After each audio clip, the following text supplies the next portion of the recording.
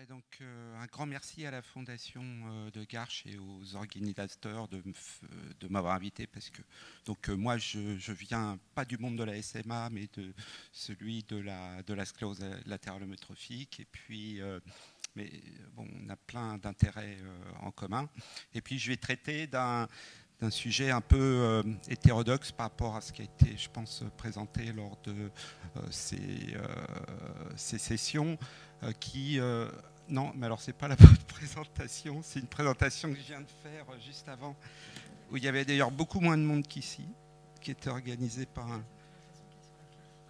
Alors, normalement, j'en ai une autre.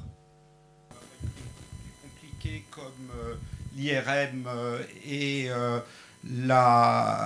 alors que vous avez des traitements qui sont extraordinairement, enfin, qui sont efficaces. Hein. Nous, on est très jaloux dans le monde de la SLA et que vous avez des outils, comme Charam l'a expliqué, d'électrophysiologie qui sont extrêmement sensibles et qui sont plus simples à utiliser que l'imagerie. Donc je vais essayer de vous convaincre que ça a quand même un intérêt, alors peut-être pas un intérêt pratique, mais un intérêt, alors y compris là on a parlé des essais thérapeutiques dans la SMA.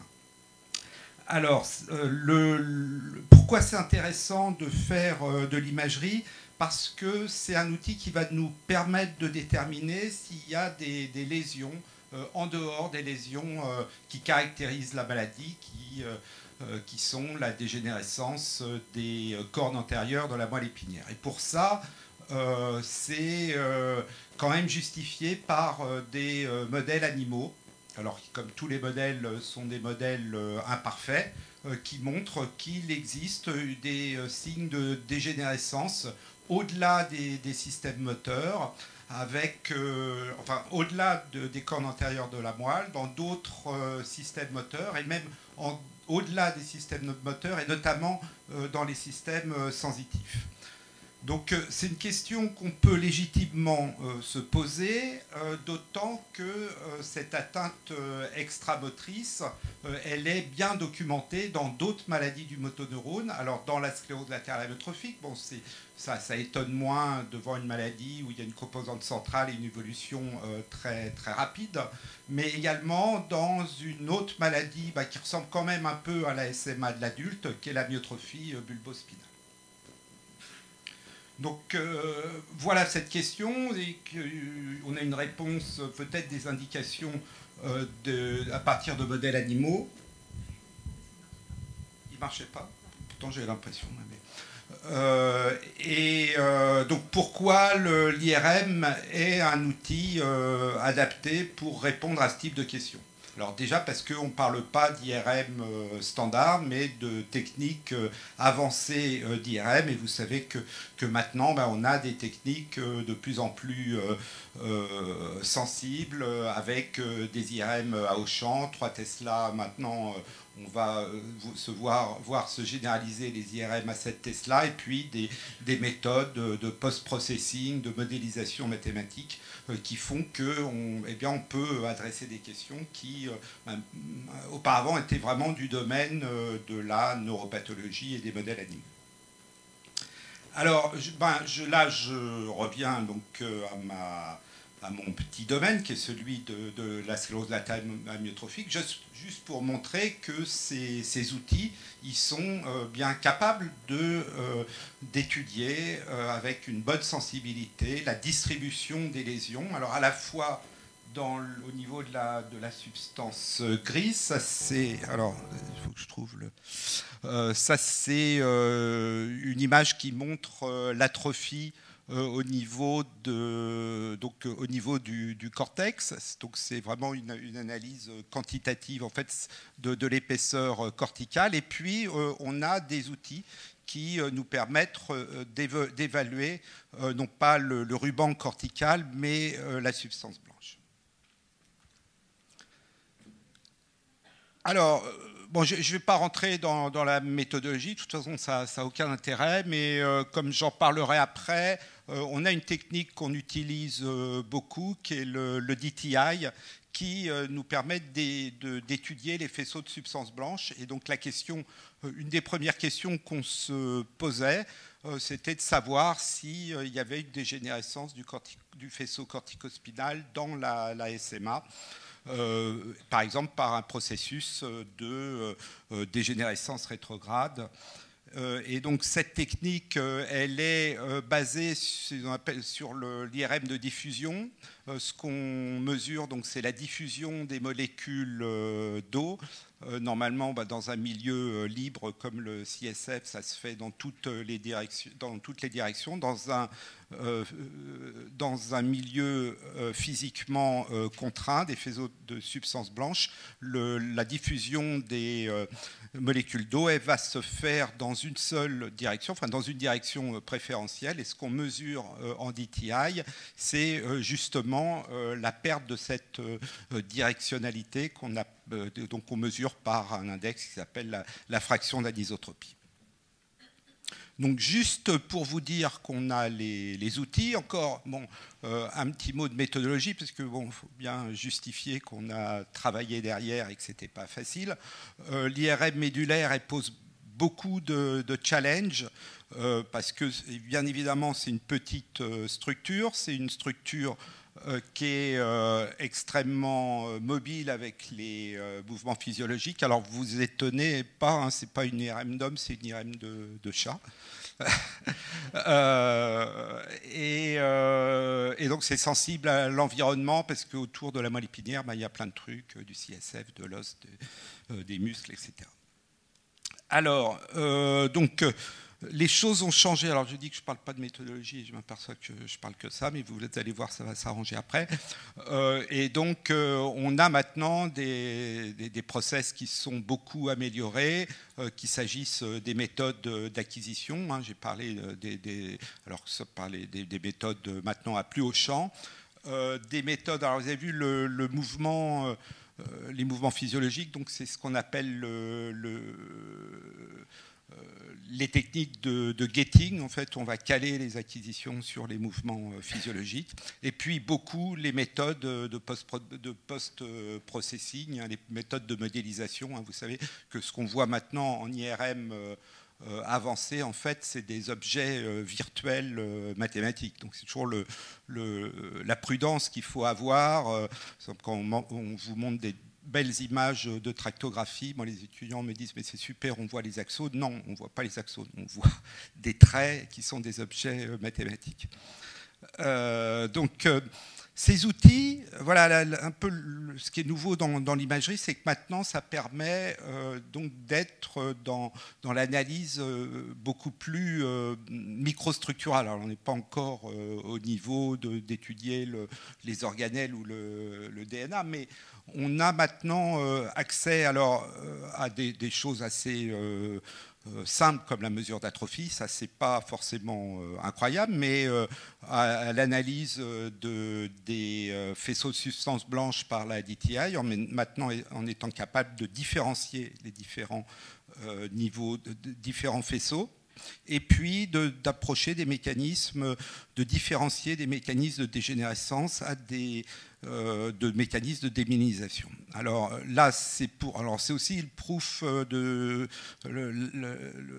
la preuve que ça marche dans une autre pathologie qui est la SLA, et la preuve que ça permet de détecter des anomalies en dehors qui ne sont pas celles auxquelles on s'attendait classiquement, avec ce qu'on a mis en évidence, c'est qu'il y avait une atteinte des faisceaux sensoriels dans la SLA, et que la SLA était peut-être une maladie en fait de l'intégration des boucles sensitivomotrices.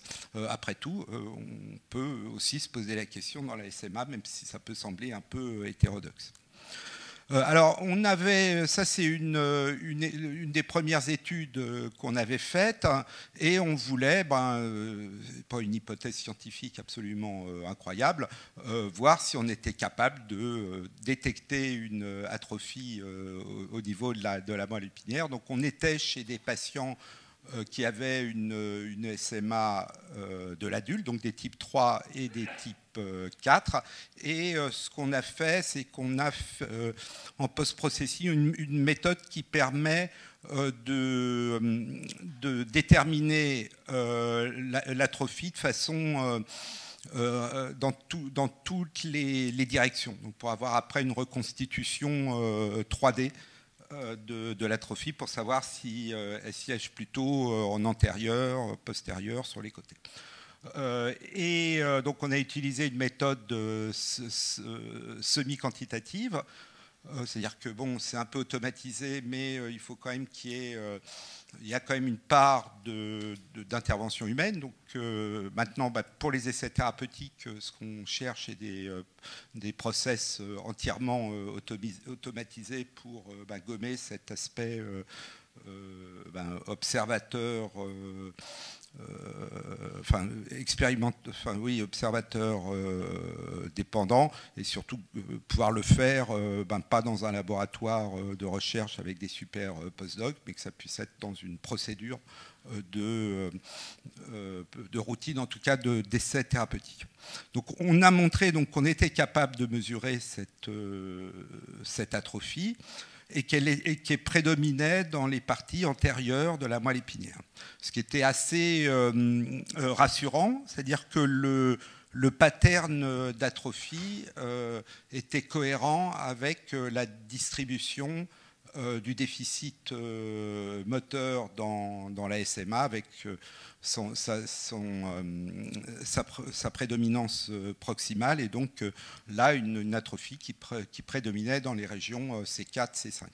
C'est des niveaux vertébraux, hein, donc il y a un décalage, c'est pas des niveaux médulaires.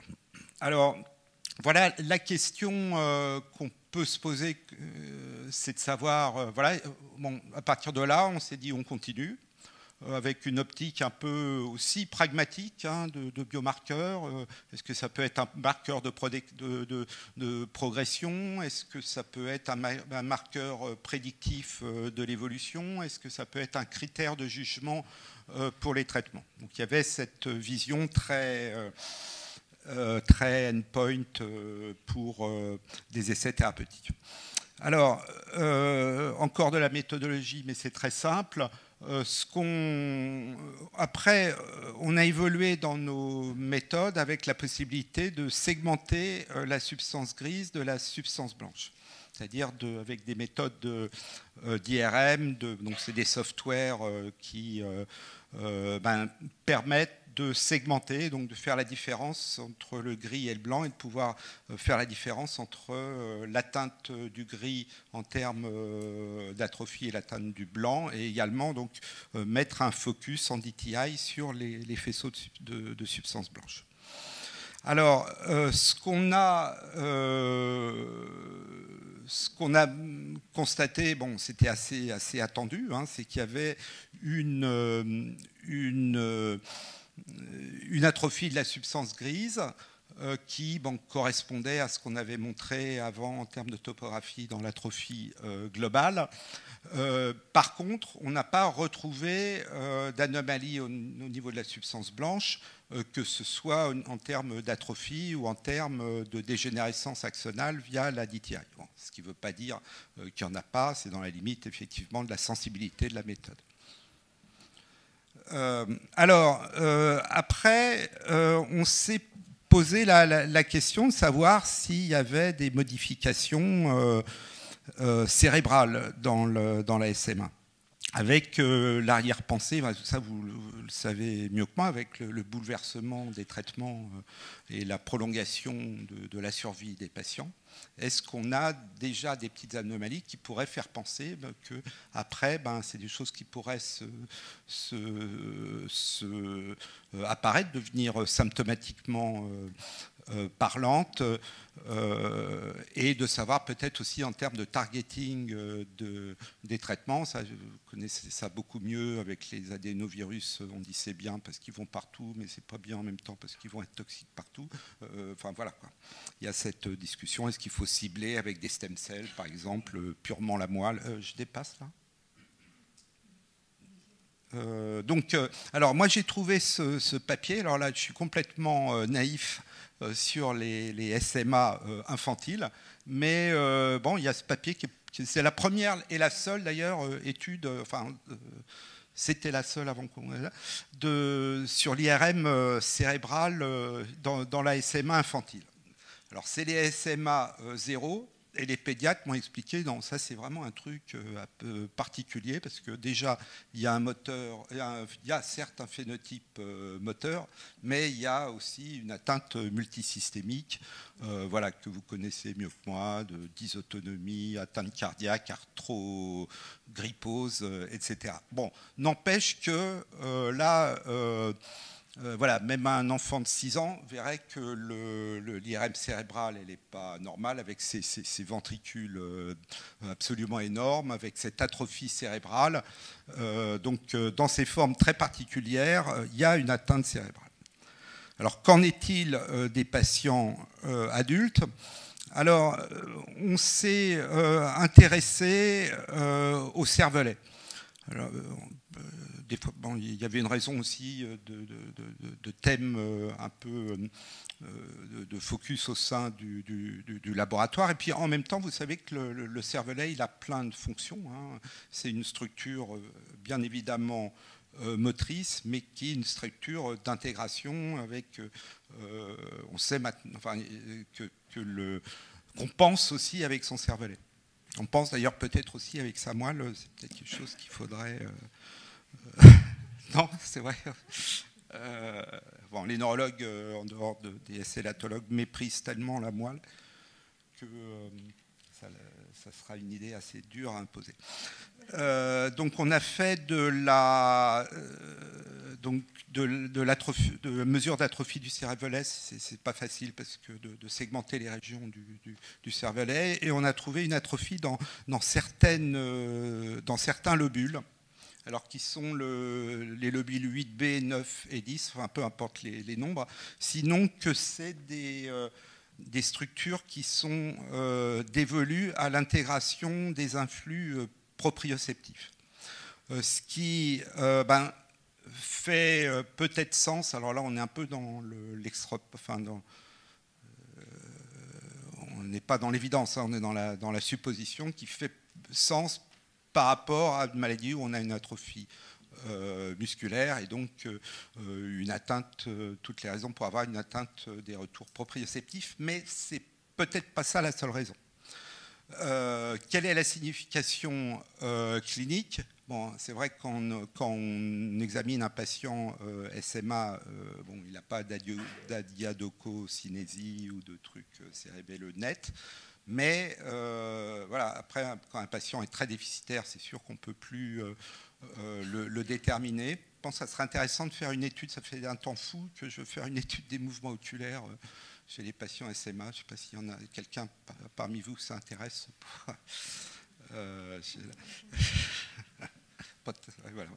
Alors, quelle est la signification clinique ? Alors, moi, j'aurais beaucoup aimé me poser la question du rôle dans le tremblement. Alors, je suis très heureux d'avoir votre feedback là-dessus, sur ce qu'on sait de l'origine du tremblement dans la SMA. Pour moi, est-ce que dans la littérature, c'est évoqué qu'il puisse y avoir un rôle de quelque chose de central ?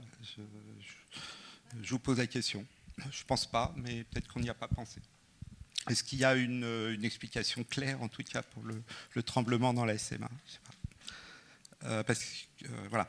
Alors, donc, on a regardé dans des parties plus nobles du cerveau au niveau du cortex. Alors, on a deux approches en imagerie cérébrale. Une approche whole brain, où on va regarder un peu tous les pixels, se fixer un seuil statistique, puis on va regarder là où il y a des différences. Donc ça, c'est une première approche qui n'est pas suffisante, parce que vous verrez dans les papiers, les gens, on peut tuner un peu son seuil statistique et on ne voit rien, on augmente un peu le seuil statistique, et là, on a des super images et on peut publier. Mais comme on est des gens sérieux, on l'a fait avec les seuils statistiques reconnus comme valides.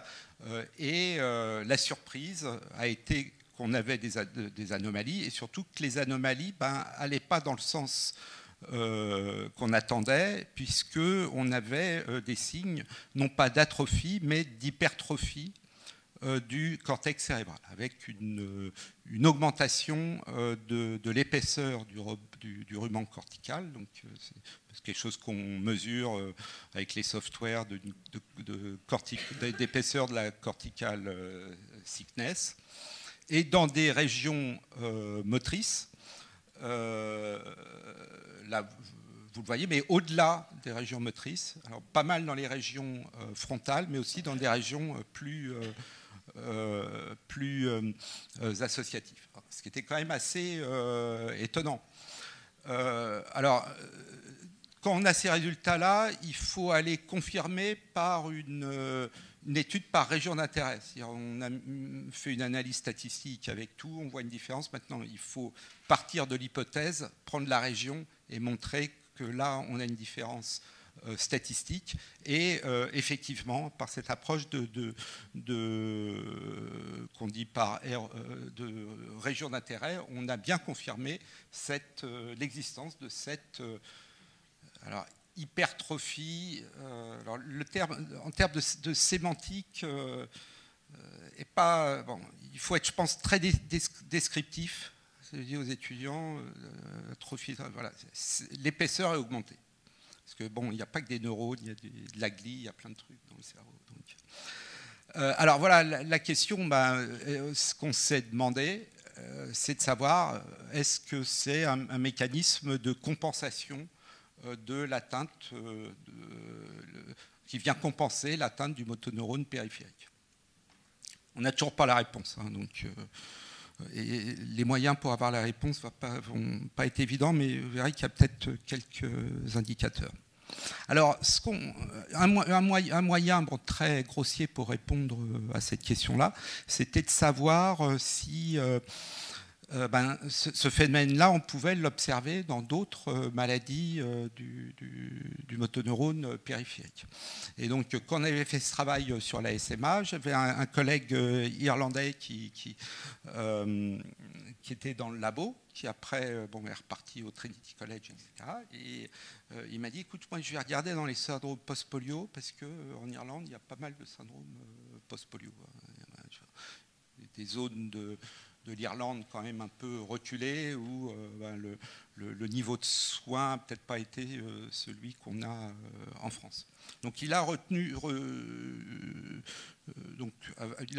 il a rassemblé une série d'une trentaine de cas, ce qui est pas mal, hein, en termes de. Bon, c'est à partir de 30 qu'on peut commencer à avoir des résultats statistiquement interprétables. Il a retrouvé, alors la diapo est fausse. Alors si c'est enregistré, c'est pas atrophie, c'est hypertrophie de la substance grise. Donc dans des régions du cortex, alors pas les mêmes, puisque là c'est plutôt, vous voyez, le cortex occipital et le tronc cérébral.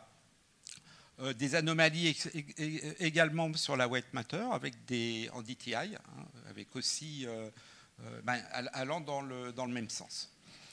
Donc l'idée qu'on a lancée, c'est qu'il y avait peut-être des mécanismes d'adaptation cérébrale dans les atteintes motoneuronales anciennes ou lentes, anciennes comme le post-polio, ou lentes, c'est-à-dire qui ont le temps d'installer ces mécanismes de compensation.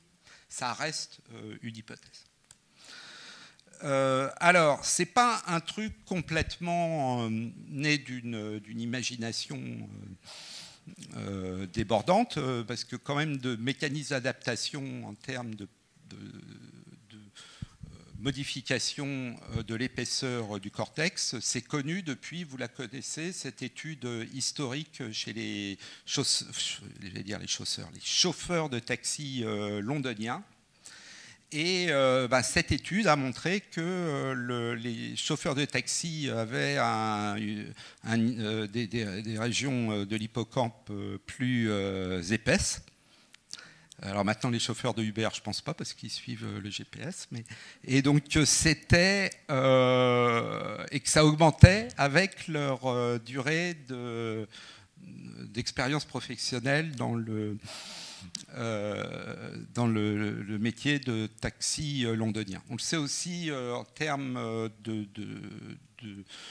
de plasticité dans les tâches motrices. Donc ça, c'est chez des joueurs de golf qui vont, suivant leur training, augmenter leur épaisseur corticale. C'est-à-dire si vous jouez le week-end, une fois tous les mois, ça ne fera pas grand-chose, mais chez les joueurs assidus, ben voilà, ce qui fait d'ailleurs que c'est aussi bien d'ailleurs que maintenant les professionnels de golf font de l'entraînement mental, de l'imagination du mouvement, et ça marche, semble-t-il, aussi bien. Alors voilà, donc là on est dans l'extrapolation complète, mais je me permets d'avoir ces petites choses qui ne sont pas du domaine de l'evidence-based medicine. Mais voilà, c'est la question qu'on se pose, c'est que est-ce que finalement il y a une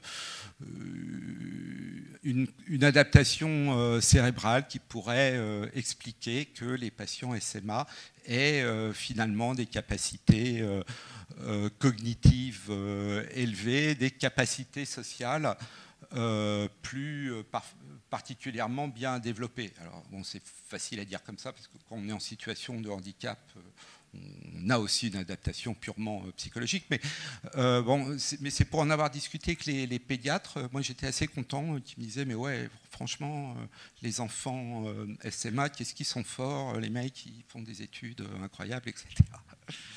Alors, il y a quelques études neuropsychologiques qui montrent qu'ils ont des meilleures composantes langagières, mais c'est des études qui sont sales, extrêmement... voilà.